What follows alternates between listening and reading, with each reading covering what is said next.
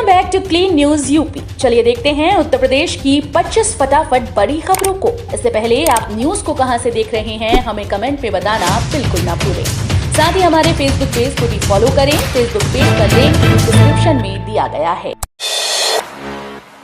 अब साथी करेगा बच्चों को गणित और विज्ञान में निपुण, मुश्किल होगी आसान। कोविड संक्रमण के चलते बंद चल रहे स्कूल्स के कारण बच्चों का भविष्य चौपट ना हो, इसके लिए बेसिक शिक्षा परिषद ने बड़ा कदम उठाया। अब परिषदीय विद्यालयों में कक्षा 6 से 8वीं तक के विद्यार्थियों को गणित व विज्ञान विषयों की मजबूत तैयारी क्लास साथी कराएगा। शासन द्वारा साथी नाम का ऐप जारी कर दिया गया है। इसके जरिए विद्यार्थी ही नहीं बल्कि शिक्षक भी जुड़कर बेहतर शिक्षण में योगदान देंगे। साथ ही ऐप के जरिए विज्ञान व गणित जैसे मुश्किल विषयों को सरलता से समझने की व्यवस्था की गई।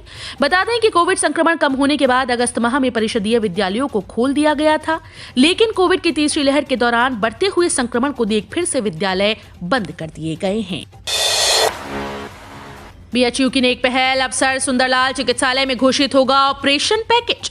बनारस हिंदू विश्वविद्यालय के सर सुंदरलाल चिकित्सालय और ट्रॉमा सेंटर में हर विभाग के ऑपरेशन शुल्क तय किया जा रहा है। अब ये पैकेज के रूप में प्रदर्शित किया जाएगा। विश्वविद्यालय प्रशासन का मानना है कि ऐसा करने से उत्तर भारत के विभिन्न राज्यों व जिलों से आने वाले लाखों मरीजों को इसका लाभ मिल सकेगा।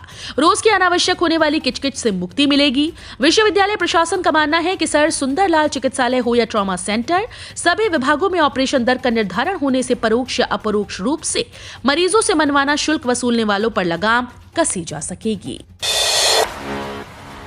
एचएसआरपी के बाद वाहन फिटनेस को लेकर बड़ा फैसला, ये है नया नियम। आने वाले समय में उत्तर प्रदेश के वाहनों में फिटनेस जांच को अनिवार्य कर दिया जाएगा। अधिकारियों का कहना है कि सरकार वाहनों की फिटनेस को लेकर फैसला लेने पर विचार कर रही है। शासन की ओर से इस संबंध में निर्देश जारी करने के बाद उत्तर प्रदेश के सभी जिलों में वाहनों की फिटनेस जांच को अनिवार्य कर दिया जाएगा। साथ ही फिटनेस सर्टिफिकेट की अवधि 2 साल की जाएगी। सरकार अगले साल से सभी वाहनों की फिटनेस जांच अनिवार्य करने जा रही है। इसके लिए अप्रैल 2023 तक नए स्वचालित परीक्षण स्टेशन लगाए जाएंगे। इन स्वचालित परीक्षण स्टेशन को निजी कंपनी के द्वारा संचालित किया जाएगा।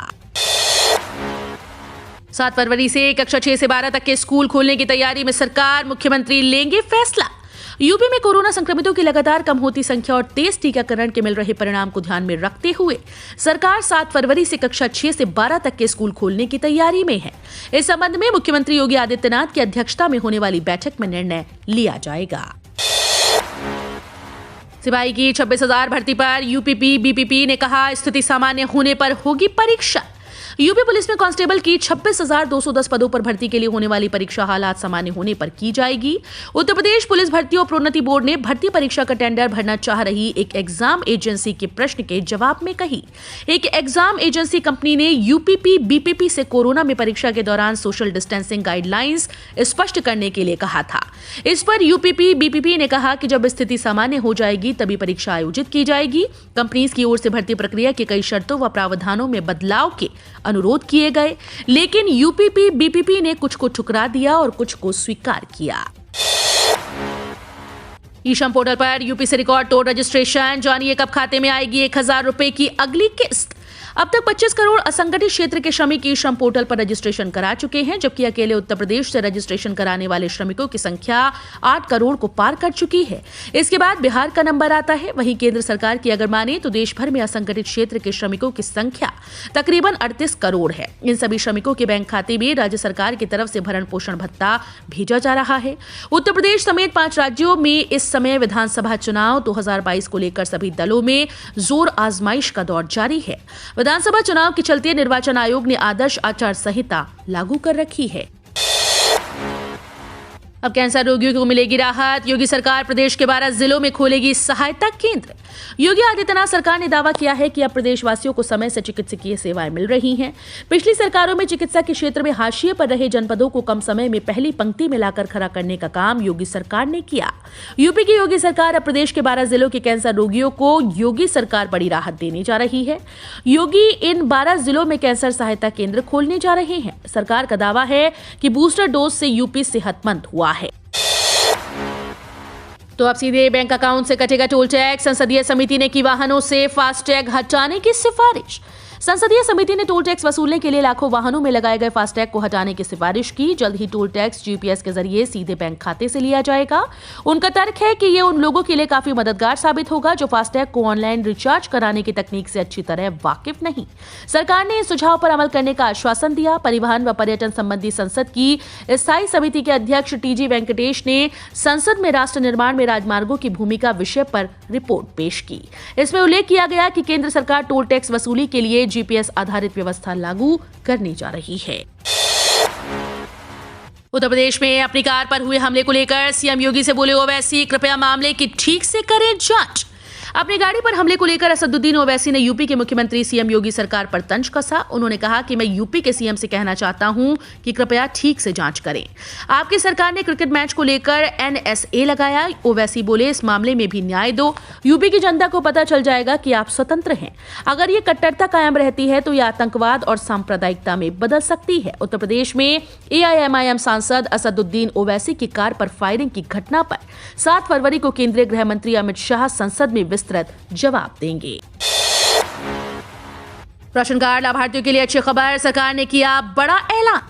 और राशन कार्ड धारकों के लिए जरूरी खबर है। आप जान लीजिए कि राशन कार्ड होल्डर्स को 1 महीने में 2 बार फ्री का राशन मिल रहा है। प्रधानमंत्री गरीब कल्याण योजना के तहत मार्च 2022 तक मुफ्त राशन वितरण अभियान को बढ़ा दिया। इसके बाद उत्तर प्रदेश में 15 करोड़ से ज्यादा राशन कार्ड धारकों को मुफ्त में दुगना राशन मिल रहा है। दरअसल उत्तर प्रदेश में होने वाले चुनाव को लेकर सरकार कई ऐलान कर रही है। केंद्र सरकार के गरीब कल्याण योजना की अवधि बढ़ाने के बाद अब यूपी के पात्र राशन कार्ड धारकों को हर महीने 10 किलोग्राम मुफ्त में राशन मिल रहा है। दरअसल अब लाभार्थियों को महीने में 2 बार मुफ्त में गेहूं और चावल का फायदा मिल रहा है। यूपी चुनाव के लिए कांग्रेस के स्टार प्रचारकों की सूची जारी, कमलनाथ का नाम शामिल। सीएम शिवराज तेहरा से करेंगे प्रचार। उत्तर प्रदेश में अगले चरण के चुनाव के लिए कांग्रेस के स्टार प्रचारकों की सूची जारी कर दी गई। इसमें मध्य प्रदेश के पूर्व मुख्यमंत्री कमलनाथ का नाम शामिल है।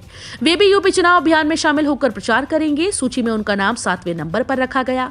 इसके अलावा मुख्यमंत्री शिवराज सिंह चौहान यूपी में 13 फरवरी से चुनावी दौरा शुरू करेंगे। सुब्रमण्यम स्वामी बोले, राष्ट्रवादी नहीं लेकिन देशभक्त हैं ओवैसी, बस हिंदू मुस्लिम डीएनए पर है मतभेद। एआईएमआईएम चीफ असदुद्दीन ओवैसी पर हुए हमले के बीजेपी सांसद सुब्रमण्यम स्वामी ने तीव्र आलोचना की। हमले की आलोचना करते हुए स्वामी ने कहा कि ओवैसी राष्ट्रवादी भले ही नहीं लेकिन वो देशभक्त हैं। उन पर हमला कट्टरवादी सोच का ही शख्स कर सकता है। स्वामी ने शनिवार को ट्वीट करके ये बातें कही। उन्होंने ट्वीट करके कहा, केवल तर्कहीन कट्टरपंथी ही ओवैसी की हत्या करना चाहेंगे। ओवैसी राष्ट्रवादी न होते हुए भी देशभक्त हैं। अंतर यह है कि ओवैसी हमारे देश की रक्षा करेंगे लेकिन वो नहीं मानते कि हिंदू मुस्लिम का डीएनए एक ही है। हमें उनके तर्कों को प्रखरता से जवाब देना चाहिए, ना कि बर्बरता से। भाजपा वाले घर वोट मांगने आए तो उनके सामने सिलेंडर रख देना, अलीगढ़ में महंगाई पर बोले अखिलेश। सपा प्रमुख अखिलेश यादव ने शनिवार को भाजपा पर जमकर हमला बोला। कहा कि भाजपा के नेता घर घर वोट मांगने आ रहे हैं, अब जब आए तो उनके सामने सिलेंडर रख देना। ये लोग लाल रंग से घबराते हैं, सिलेंडर का भी रंग लाल होता है। पीएम मोदी के नकली समाजवाद का जवाब देते हुए कहा कि भाजपा के लोग नकली हैं, यहाँ जितना बड़ा नेता उतना बड़ा झूठ। पूर्व सीएम शनिवार को अलीगढ़ में सपा रालोद प्रत्याशियों के समर्थन में रामघाट रोड स्थित यश रेजिडेंसी में जनसभा करने पहुंचे थे। जनसभा से पहले प्रेस वार्ता में अखिलेश ने भाजपा पर खूब हमले बोले। बीजेपी का मैनिफेस्टो आने से पहले अपर्णा यादव का खुलासा, योगी सरकार बनी तो महिलाओं को ये तोहफा। भारतीय जनता पार्टी रविवार को उत्तर प्रदेश विधानसभा चुनाव के लिए मैनिफेस्टो जारी कर सकती है। हालांकि मैनिफेस्टो आने से पहले हाल ही में बीजेपी में शामिल हुई अपर्णा यादव ने इसमें किए गए एक वादे का खुलासा करते हुए बताया कि 2022 में फिर योगी आदित्यनाथ की सरकार बनी तो महिलाओं को तोहफा मिलेगा। उन्होंने बताया कि बीजेपी ने महिला पेंशन में वृद्धि का वादा किया है। अपर्णा यादव ने GUP को दिए एक टीवी इंटरव्यू में शनिवार को योगी सरकार की तारीफ करते हुए यह खुलासा किया। उन्होंने कहा कि मुख्यमंत्री योगी आदित्यनाथ ने शेरनी दल का निर्माण किया, एंटी रोमियो स्क्वाड बना, सुमंगला योजना चल रही है, महिला पेंशन जो 1000 थी उसे 1500 रुपए किया, जो अभी घोषणा पत्र आया है। पीएम किसान मानधन योजना का बजट बढ़ाया, पहले से ज्यादा किसानों को मिलेगा लाभ। केंद्र सरकार की ओर से 1 फरवरी को पेश किए गए बजट में पीएम किसान मानधन योजना के बजट में बढ़ोतरी की गई। इससे अब अधिक किसानों को इस योजना का लाभ पहुंचाया जाएगा। जानकारी के अनुसार इस वर्ष केंद्र सरकार ने पीएम किसान मानधन योजना का बजट बढ़ाकर दुगना कर दिया। सरकार ने वित्त वर्ष 2022-23 के लिए इस योजना के लिए 100 करोड़ रुपए का प्रावधान किया। बता दें कि पिछले साल केंद्र सरकार ने किसान मानधन योजना के तहत 50 करोड़ रुपए का प्रावधान किया था, लेकिन संशोधित बजट में मात्र इसका 1% ही राशि खर्च हो पाई थी। संत रामानुजाचार्य को बड़ा सम्मान, पीएम मोदी ने देश को समर्पित किया 216 फीट ऊंचा statue of equality. PM Narendra Modi आज हैदराबाद दौरे पर हैं। यहां पर उन्होंने देश को 216 फीट ऊंचे स्टैच्यू ऑफ इक्वालिटी की मूर्ति समर्पित की। ये मूर्ति 11वीं सदी के वैष्णव संत रामानुजाचार्य की है। उनके जन्म के 1000 साल पूरे हो चुके हैं। ऐसे में पीएम मोदी के द्वारा वैष्णव संत को ये बड़ा सम्मान दिया जा रहा है। बताया गया कि स्टैच्यू ऑफ इक्वालिटी बैठी हुई मुद्रा में दूसरी सबसे ऊंची मूर्ति है। इसे 1000 करोड़ की लागत से तैयार किया गया।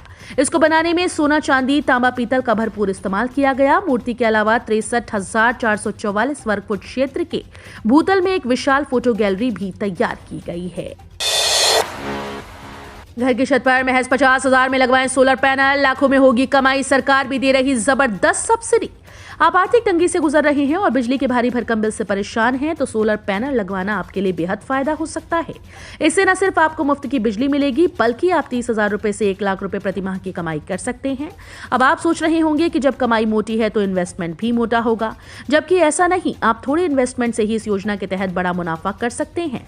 सोलर पैनल लगवाने के लिए ना तो अलग से जमीन चाहिए ना पैसा। आप इसे अपने घर की छत पर भी इंस्टॉल करवा सकते हैं। इसके लिए सरकार की तरफ से आपको जबरदस्त सब्सिडी भी मिलेगी। आपके ईपीएफ का पैसा होगा टैक्स फ्री, पेंशन का भी मिलेगा लाभ। जानिए रिटायरमेंट से जुड़ी काम की बात। नौकरी पेशा लोगों के लिए रिटायरमेंट के बाद आय का एक स्थिर स्रोत होना जरूरी है। इसमें प्रोविडेंट फंड एक बेहतर विकल्प साबित हो सकता है। कर्मचारी भविष्य निधि सर्वोत्तम सेवानिवृत्ति योजना रिटायरमेंट के बाद सुखद प्लानिंग के लिए बेहतर पेंशन है। ईपीएफ खाते से जुड़ी एम्प्लॉय पेंशन स्कीम का संचालन ईपीएफओ करता है। अगर कोई कर्मचारी अपने कार्यकाल के दौरान पीएफ की राशि कभी नहीं निकालता तो उस व्यक्ति को सेवानिवृत्ति के समय बहुत लाभ प्राप्त होता है। इसी तरह अगर कोई कर्मचारी अपने पूरे कार्यकाल के दौरान पैसा नहीं निकालता तो लगातार चक्रवृद्धि ब्याज दर होगी और पैसा कर मुक्त होगा। व्हाट्सएप पर 2 दिन बाद भी मैसेज को कर सकेंगे delete for everyone. In mobile users को मिलेगा फायदा। इंस्टेंट मैसेजिंग ऐप व्हाट्सएप अपने यूजर्स को बेहतरीन फीचर्स के साथ चैटिंग एक्सपीरियंस मुहैया कराने के लिए समय समय पर अपडेट करता रहता है। चर्चा है कि कंपनी इसी में एक नया फीचर लॉन्च करने जा रही है। दरअसल व्हाट्सएप एक ऐसे फीचर पर काम कर रहा है जिसके तहत यूजर्स के पास डिलीट फॉर एवरीवन का टाइम लिमिट पहले से ज्यादा होगा।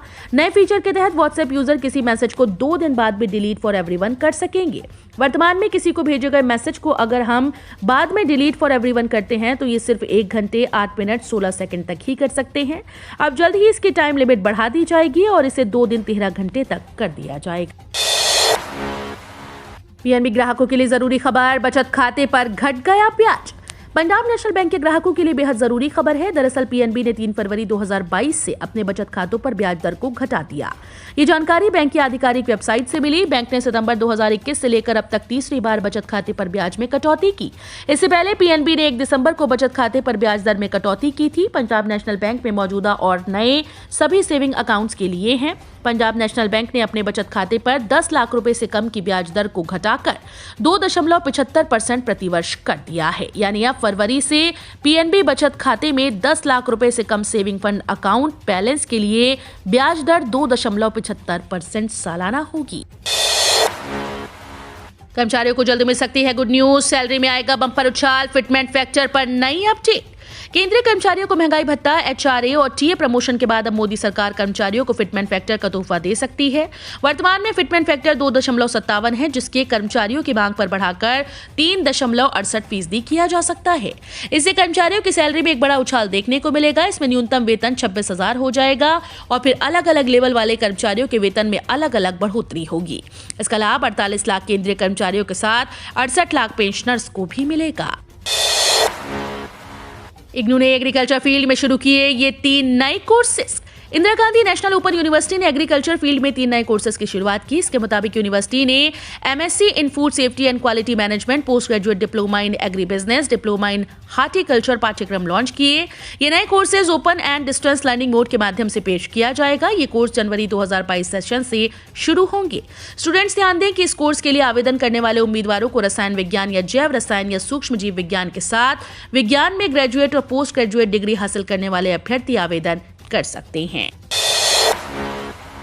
24 करोड़ खाता धारकों के अकाउंट में पैसा ट्रांसफर। ईपीएफओ ने होली से पहले अपने कर्मचारियों को बड़ी सौगात दी। मीडिया रिपोर्ट्स के मुताबिक ईपीएफओ ने 24 करोड़ से ज्यादा खाता धारकों के खातों में ब्याज का पैसा ट्रांसफर कर दिया। इसकी जानकारी खुद ईपीएफओ ने आधिकारिक ट्विटर हैंडल के माध्यम से दी। अभी तक ईपीएफओ 24.07 करोड़ लोगों के खातों में पैसा वित्त वर्ष 2020-21 में 8.50% की दर से पीएफ के ब्याज का पैसा दे चुका है। बीते साल केंद्र की मोदी सरकार ने वित्त वर्ष 2020-21 के लिए पीएफ पर 8.5% ब्याज ट्रांसफर करने के प्रस्ताव पर हरी झंडी दी थी। इसके बाद लेबर मिनिस्ट्री ने भी इस फैसले पर सहमति जताई थी, जिसके बाद से ही ईपीएफओ सब्सक्राइबर्स के खातों में 8.5% ब्याज से पैसा जमा कर रहा है। महज 150 रुपए का निवेश करने पर मिलेंगे पूरे 20 लाख रुपए। अगर आप निवेश करके अच्छा रिटर्न पाना चाहते हैं, वो भी बिना किसी रिस्क के, क्योंकि हर कोई यही चाहता है कि उसकी मेहनत की गाड़ी कमाई गलत जगह पर ना फंस जाए, इसलिए आपके लिए पोस्ट ऑफिस की स्कीम बेस्ट ऑप्शन साबित हो सकती है। पोस्ट ऑफिस की कुछ स्कीम में निवेश करने पर बेहतर और सुरक्षित रिटर्न मिलता है। पोस्ट ऑफिस में सेव की गई छोटी छोटी बचत आपके लिए बड़े फायदे का सौदा साबित हो सकती है। इस तरह आप पोस्ट ऑफिस की पीपीएफ स्कीम यानी पब्लिक प्रोविडेंट फंड स्कीम में छोटी छोटी राशि लगाकर एक मुश्त बड़ा फंड बना सकते हैं। यूपी में कम हो रहा कोरोना का प्रभाव। 24 घंटे में 7,401 मरीज हुए ठीक, 3,555 नए केस मिले। यूपी में कोरोना संक्रमण की रफ्तार लगातार कम हो रही है। स्वास्थ्य विभाग के आंकड़ों के अनुसार बीते कुछ दिनों से नए संक्रमितों से ज्यादा संख्या हर दिन नए स्वस्थ होने वालों की है। स्वास्थ्य विभाग के अपर मुख्य सचिव अमित मोहन प्रसाद ने बताया कि प्रदेश में बीते 24 घंटे में 1,92,354 सैंपल्स की जांच की गई। इसमें कोरोना संक्रमण के 3,555 नए मामले मिले। वहीं 7,401 लोगों ने संक्रमण को मात भी दी। प्रदेश में अब एक्टिव केसेस की संख्या 32,514 है। तो ये थी आज की 25 फटाफट बड़ी खबरें। अगर आपको न्यूज पसंद आई हो तो वीडियो को लाइक और शेयर जरूर करें। धन्यवाद।